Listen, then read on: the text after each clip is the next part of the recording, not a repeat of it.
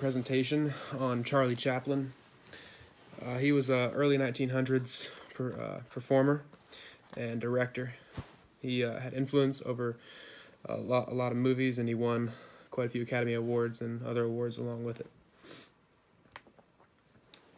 So he was born in London in the UK, and his birthday was April 16th, 1889.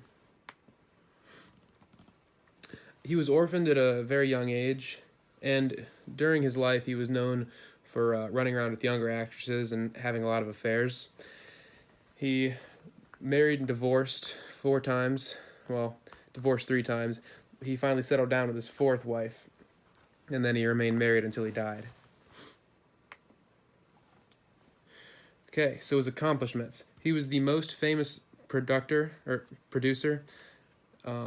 out of the silent era of film, and he made his first film in 1914.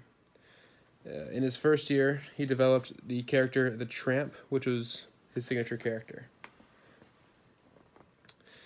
He worked not only as an actor, but also as a composer and director.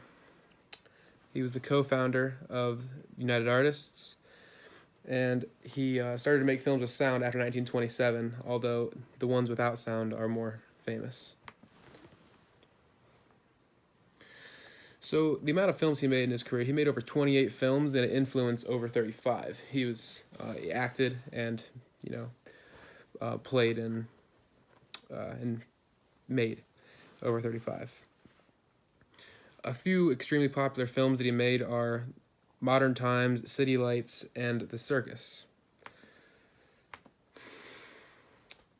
So Chaplin's films often reflected his political beliefs, and his films had a general genre of comedy. So when they reflected his political beliefs, this can be described upon as a lot of people actually thought he was Jewish after his performance in The Great Dictator. So his impact on the film industry is that he helped to make the art of filmmaking and art. He helped to develop that. And he was honored with an Academy Award in 1972. And even The Great Dictator, which everyone thought was a flopped film, won 5 Academy Awards, so he was a pretty good director. More impact on the film industry. He made actions from actors. He made like his facial expressions really expressive. That way you could really pick up on his nonverbals. So that is really important in his films without sound, is so you could pick up everything he was trying to convey. And then that had a great impact on the film industry because even today, a lot of artists will cite him as their inspiration.